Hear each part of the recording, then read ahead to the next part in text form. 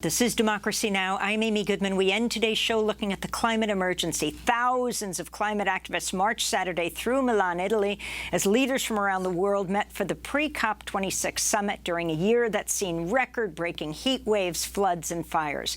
Climate activists also spoke last week at the UN-sponsored Youth for Climate conference in Milan. This is Ugandan activist Vanessa Nakate.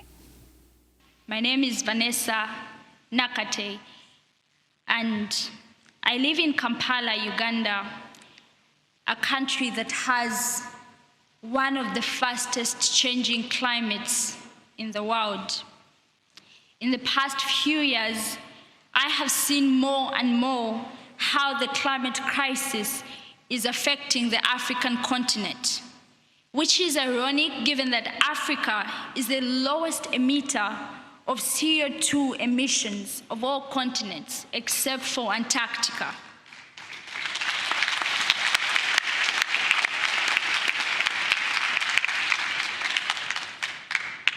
Historically, Africa is responsible for only 3% of global emissions, and yet Africans are already suffering some of the most brutal impacts fueled by the climate crisis. Rapidly intensifying hurricanes, devastating floods, and withering droughts. Many Africans are losing their lives, while countless more have lost their livelihoods. The droughts and floods have left nothing behind for the people, nothing except for pain, agony, suffering, starvation, and death.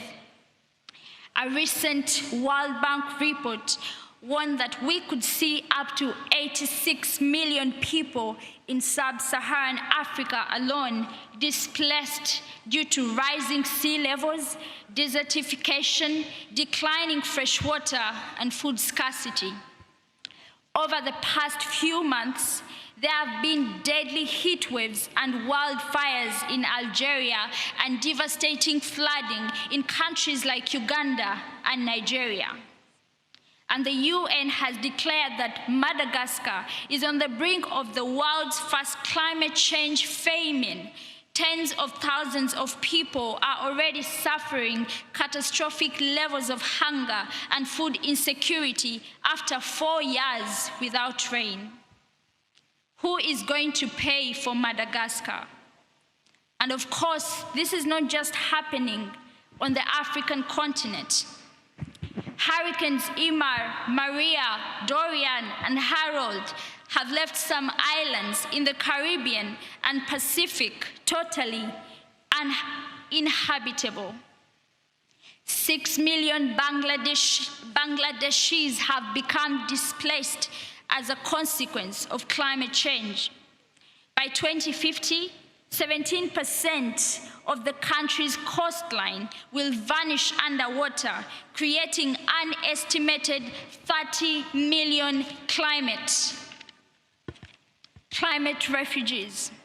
The International Union for the Conservation of Nature recently announced that there are now well over 38,000 species on its red list, the best available catalogue we have of the species facing extinction.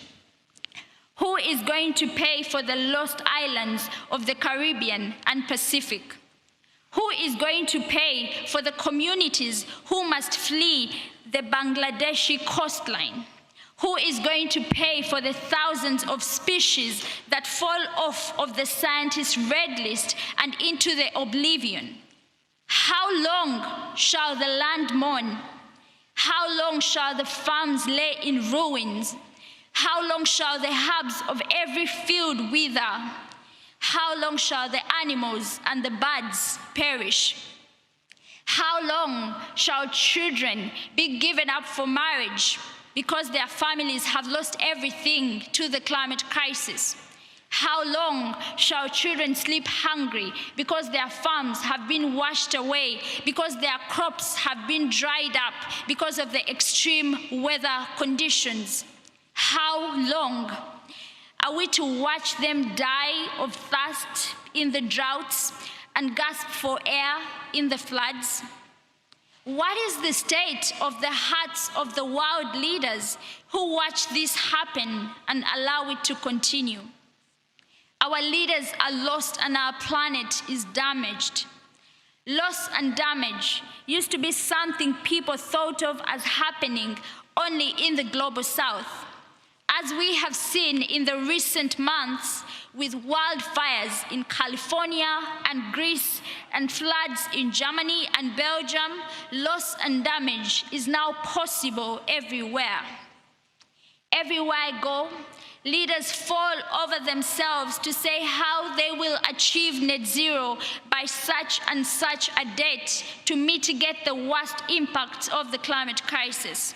Sometimes I hear leaders talk about the need to fund adaptation efforts where mitigation will no longer be enough. Ugandan activist Vanessa Nakate speaking Thursday at the UN-sponsored Youth for Climate Summit in Milan, Italy. Also speaking there was the Swedish climate activist Greta Thunberg. Climate change is not only a threat, it is above all an opportunity to create a healthier, greener and cleaner planet which will benefit all of us. We must seize this opportunity. We can achieve a win-win in both ecological conservation and high-quality development. Fighting climate change calls for innovation, cooperation and willpower to make the changes that the world needs. We need to walk the talk. If we do this together, we can do this. When I say climate change, what do you think of? I think of jobs. Green jobs. Green jobs.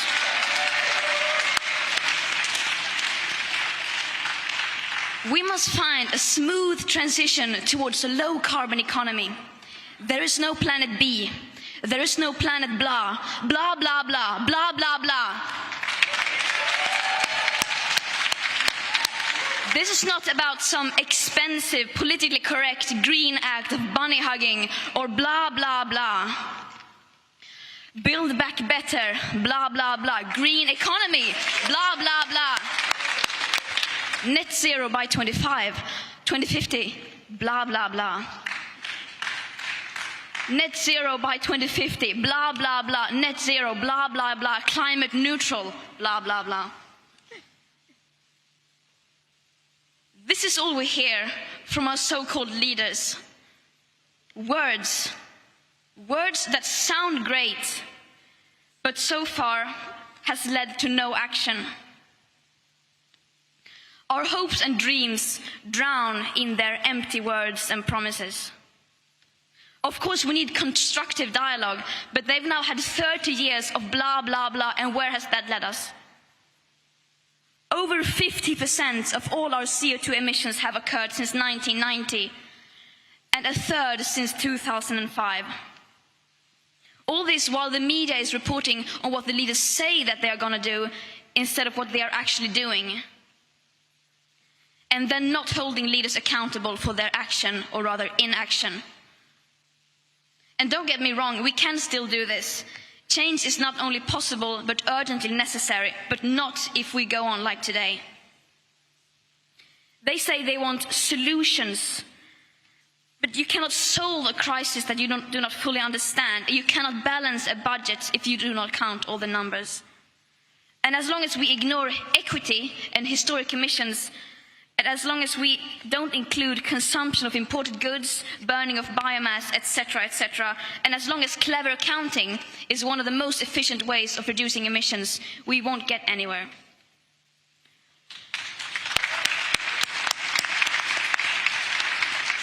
And the climate crisis is, of course, only a symptom of a much larger crisis. A sustainability crisis, a social crisis, a crisis of inequality that dates back to colonialism and beyond. A crisis based on the idea that some people are worth more than others and therefore have the right to exploit and steal other people's land and resources. And it is very naive to believe that we can solve this crisis without confronting the roots of it. Right now, we are still very much speeding in the wrong direction. 2021 is currently projected to experience the second highest emission rise ever. only about 2% of government recovery spendings have been allocated to clean energy measures. And according to a new report by the UN, global emissions are expected to rise by 16% by 2030 compared to 2010 levels. Our leaders' intentional lack of action is a betrayal towards all present and future generations. The people in power cannot claim that they are trying, because they are clearly not, as they continue opening up brand new coal mines, oil fields and pipelines, pretending to have ambitious climate policies while granting new oil licenses, exploring enormous future oil fields, and shamelessly congratulating themselves while still failing to come up with even the bare minimum and long overdue funding to help the most vulnerable countries deal with the impacts of the climate crisis. If this is what they consider to be climate action, then we don't want it. They invite cherry-picked young people to meetings like this to pretend that they are listening to us. But they are not. They are clearly not listening to us. And they never have. Just look at the numbers. Look at the statistics. The emissions are still rising. The science doesn't lie. But, of course, we can still turn this around. It is entirely possible. It will take drastic annual emission cuts, unlike anything the world has ever seen. And as we don't have the technological solutions that alone can deliver anything close to that, that means we will have to change. We can no longer let the people in power decide what is politically possible or not. We can no longer let the people in power decide what hope is. Hope is not passive. Hope is not blah, blah, blah. Hope is telling the truth. Hope is taking action. And hope always comes from the people. Climate activist Greta Thunberg of Sweden speaking in Milan, Italy at the UN Youth for Climate Summit. Saturday, thousands of climate activists marched through Milan. Italian police and riot gear clashed with climate activists who are calling on the COP26 policymakers to wean the world off fossil fuels. And that does it for our show. A very happy birthday to Becca Staley. Democracy Now! Currently accepting applications for 2 positions, Director of Finance Administration and Human Resources Manager. Learn more at democracynow.org. I'm Amy Goodman. Stay safe.